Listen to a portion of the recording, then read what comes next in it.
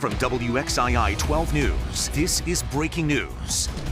Starting off at 6 o'clock with breaking news out of Winston-Salem, where someone within the last hour has shot a 16-year-old girl. Detectives are still trying to piece together exactly how this unfolded and what led up to the shooting. But here's what we know at this hour. Officers say she was shot in the area of 20th Street and Harrison Avenue. That is not too far from University Parkway. Officials say she is expected to be okay, and they say they do not think that the girl was targeted. They are still trying to figure out exactly where the crime scene is. Meantime, detectives say there isn't any reason to believe that anyone else is in danger. Tonight in 12 Investigates, a former photography company based out of Charlotte suddenly shut down, leaving quite a few customers without their precious photos and with plenty of questions about what to do next. Absolutely. Leanne Denier has been digging into this story for the last few weeks. She's live outside the former Winston-Salem location with an update. Leanne. Well, after our first story ran, we got lots of emails from folks wondering what they could do next to try and get their hands on their pictures. And then today we got an email from Elena Yanez, and we'll let her pick up the story from there. Elena Yanez is a photographer. It could have been somebody's baby's first Christmas. She believes there's something special about capturing moments. Moments time doesn't give you back. You know, all this stuff, it's going to be trash pretty much. Because, I mean, I don't know what the landlord's going to do with it. Photography company Portrait Innovations abruptly shut down its studios all around the country, including here in the Triad. Winston-Salem customer Ashley Hemrick had hoped to have a matching set of photographs of her 3 children, all taken the same way at Portrait Innovations. It was very important to have that picture of her. But the shots of her daughter Mary were gone, just like the jobs of former Portrait Innovations employees. She told me, you know, give her a reference, use her as a reference, but the company was no longer, that I didn't have a job to come back to. This is Christmas. As she figures out her next step, Yanez is trying to connect customers with what's left behind before it's thrown out. To try to just do it, get it done, and get customers' pictures to them. She says some photos do have phone numbers attached, but that she struggled to reach other customers, leaving their memories scattered on the floor. Hello. Ashley. Yes. Hey, so I'm at Portrait Innovations right now in Greensboro. And guess what we just found? We were able to reach one former customer. They're here, the one on the chair that you were looking for. Because while you can't get time back, sometimes, thanks to a little kindness, you can get your photos. Thank you so much. I mean, I don't have words for this. Thank you. You're very, very welcome. So we'll get you in contact with Elena and we'll get you guys sorted out. So Elena said she is going to be around this week, but they do have to work quickly to try to get people the pictures that are left back. We're going to have her email address on our website here in just a few minutes. So if you had pictures done in November or December, think that they might be there, go ahead and shoot her an email, and hopefully you two can get in touch. Reporting in Winston-Salem, Leanne Denier, WXII 12 News. Good stuff. Thanks, Leanne. And if you have a tip for our investigative team, send an email to Leanne. Her email address is on the screen, ldenier@hearst.com. You can also find her on Facebook. Around the world, emotional tributes and memorials show the major impact that Kobe Bryant had, not just on the game of basketball, but also on the lives of friends, teammates, and fans. And he inspired so many with his Mamba mentality. Of course, Kobe, his 13-year-old little girl, and 7 other people were killed over the weekend after a helicopter crashed in Southern California. Now tonight, investigators are trying to figure out why, what went wrong. This is drone video of the crash site. FBI forensic specialists joined the NTSB team out there today. Investigators say the debris field is extraordinarily large, so they too are using drones to try to map the crash site. New video appears to show Kobe Bryant's helicopter before it crashed on Sunday. Investigators say dense fog was reported around the time that the chopper left Orange County. They are looking for photos of the weather conditions to try to piece together exactly what may have happened. Kobe played his entire NBA career with the Los Angeles Lakers, and when he retired a few years ago, he and his family stayed in the city. It's where he and his wife were raising all of their daughters. And people in LA are carrying around heavy hearts, I should say, this week, and out of respect for the entire family in that growing community. Tonight's game between the Los Angeles Lakers and the LA Clippers is now postponed.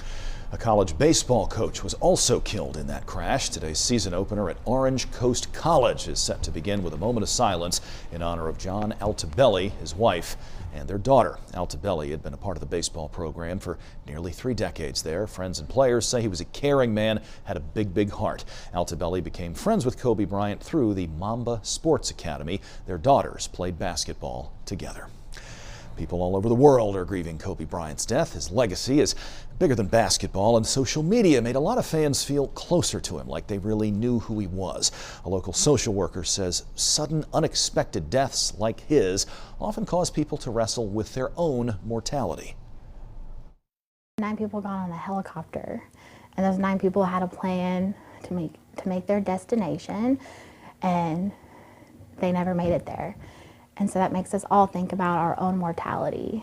Every day, every hour, every minute is a gift. And we're all facing that very closely now. Counselors say grieving with other people is a way to help accept what has happened. Tonight at the bottom of the hour on NBC Nightly News, more on the vigils and memorials that continue to pop up, not just in Los Angeles, but quite literally all over the world. Also, Tom Costello speaks with the NTSB as the investigation into the cause of this wreck continues. Happening now in the Triad, people living in Winston-Salem can weigh in on potential changes to the landscape of the city government. The first of 3 public input sessions started just a few minutes ago, and you can share your opinion on city council elections, term limits, as well as mayoral elections. Steve King joins us live at Carver High School, the site of tonight's meeting. Steve.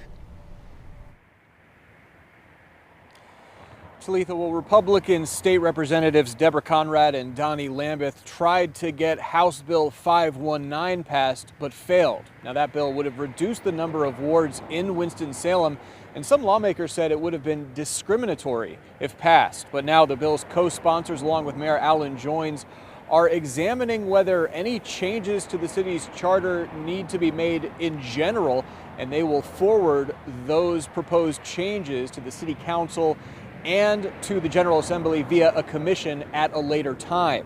Now, city leaders say the General Assembly can change the city's charter down the road anyway. So this commission will serve to at least record the will of the public and other local experts regarding any potential changes.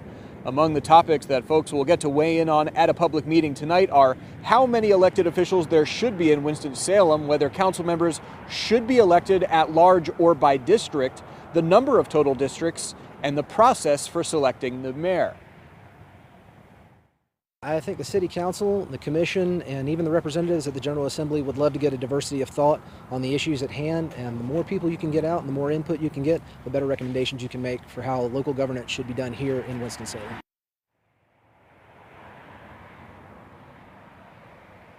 Now, tonight's public input meeting began at 6 just a few minutes ago here at Carver High School. There are also public input meetings tomorrow and Thursday, and you can find the details for those meetings on our website, WXII12.com. Reporting live in Winston-Salem, Steve King, WXII 12 News. Thank you, Steve. To our nation's capital now, where the president's defense team wrapped up opening arguments in the Senate impeachment trial. Now the question is, will any witnesses be called? Of course, in an upcoming book, former national security advisor to President Trump, John Bolton, says the president told him he wanted to withhold military aid to Ukraine until Ukraine's president announced investigations into Democratic rival Joe Biden and his family. Democrats say they'd very much like to hear from Bolton, but the president's lawyers are trying to downplay Bolton's upcoming book. Are you going to allow proceedings on impeachment to go from a New York Times report about someone that says what they hear is in a manuscript? Mr. Sekulow, President Trump, we want to get witnesses. You can bring Bolton right into this chamber and he can swear under oath and be cross-examined by you. The question period begins tomorrow. We could hear from the president tonight about the impeachment trial. He is holding a rally this evening in New Jersey. And there are several ways to continue to watch all of the impeachment events. Again, it's set to resume tomorrow. It's going to air on MeTV, our website, WXII12.com. You can also stream it for free on our Facebook page and the free WXII 12 News mobile app. More and more people are dying from the coronavirus in China. Now the United States is trying to evacuate citizens. China is reporting more than 4,500 cases, most of which originated in the city of Wuhan. More than 100 people have died. The CDC is warning people not to travel to certain parts of China, and it's expanding airport screenings as well. Healthcare workers are now checking passengers at 20 U.S. airports who have a fever, cough, or shortness of breath. Americans should know that this is a potentially very serious public health threat.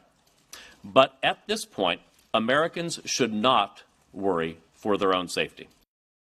Doctors are treating 5 people for the coronavirus in the United States.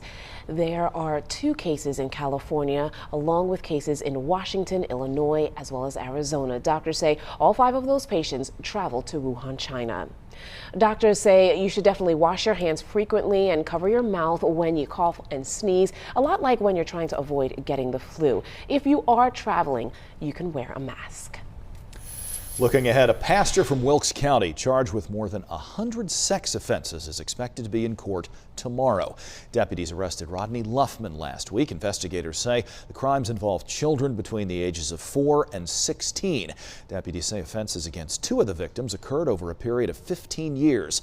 Mr. Luffman's bond was set at $1 million. An Asheboro man charged with human trafficking bonded out of jail. Salvador Espinoza Escobar is accused of holding a woman in sexual servitude. Deputies say information from the National Human Trafficking Tip Line led to his arrest. Espinoza Escobar was the first human trafficking suspect arrested by Randolph County deputies.